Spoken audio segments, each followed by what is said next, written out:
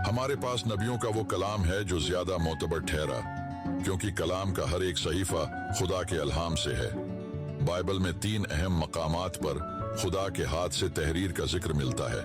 Number 1 खुरूज 31 बाब की 18वीं आयत में खुदा ने मूसा को पत्थर की 2 तख्तियों पर 10 अहकाम तहरीर करके दिए।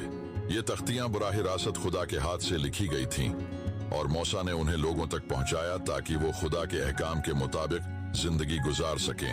नंबर 2 दानियल 5 बाब की 5वीं आयत से लेकर 31वीं आयत में दानियल नबी की किताब में एक गैर मामूली वाकया बयान होता है, जब एक हाथ जाहिर होकर बाबल के बादशाह के महल की दीवार पर कुछ लिखता है। ये खुदा का पैगाम था जिसने बादशाह के जवाल और उसकी सल्तनत के खात्मे का ऐलान किया।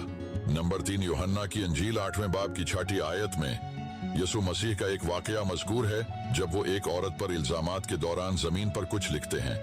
अगरचा इस तहरीर का मवाद नहीं बताया गया, लेकिन ये अमल मसीह की हिकमत और रहम का मजहर है। बाइबल दुनिया की पहली किताब है जिसका तर्जुमा एक जबान से दूसरी जबान में किया गया। पुराना अहदनामा अबरानी जबान में और नया अहदनामा यूनानी जबान में तहरीर हुआ। बाइबल का सबसे पहला तर्जुमा है यूनानी जबान में किया गया, जिसे सबईनी तर्जुमा सेप्टुआगिंट कहा जाता है। वक्त के साथ बाइबल का तर्जुमा दुनिया की तकरीबन हर जबान में किया जाने लगा, ताकि हर कौम और कबैला खुदा के कलाम से रोशनास हो सके। बाइबल दुनिया की पहली किताब है जिसे प्रिंटिंग प्रेस पर छापा गया। योहान्स गटनबर्ग ने 1455 में प्रिंटिंग प्रेस के जरिए बाइबल की इशाअत का आगाज किया, जिसने इल्म और आगाही के फैलाव में इनकलाब बर्पा कर दिया। आज भी बाइबल दुनिया की सबसे ज्यादा पढ़ी, बीची और तकसीम की जाने वाली किताब है। चीन में बाइबल की इशाअत सबसे ज्यादा होती है, अगरचा वहाँ बाइबल रखने पर पाबंदियां हैं। लोग खफिया तौर पर बाइबल रखते हैं और पढ़ते हैं, क्योंकि मसीही अकीदे में उस किताब का मुतालिया और उस पर अमल बासे बरकत है। बाइबल के मुताले और उस पर अमल को बाइबल में मुबारक करार दिया गया है।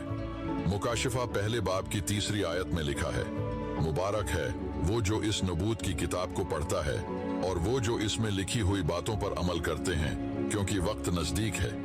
ये पैगाम लोगों को तरगीब देता है कि वो बाइबल के कलाम को न सिर्फ पढ़ें बल्कि अपनी जिंदगियों में उस पर अमल भी करें। बाइबल मुकद्दस महज एक तारीखी किताब नहीं बल्कि खुदा के पैगाम का आईना है, जो इंसानों को हिदायत, इल्म और उम्मीद फराहम करती है। उसकी क़दामत, मुख्तलिफ जबानों में तर्जुमा और इशाअत का सफर इस बात का सबूत है कि ये किताब हमेशा से लोगों के लिए रोशनी और रहनुमाई का जरिया रही है।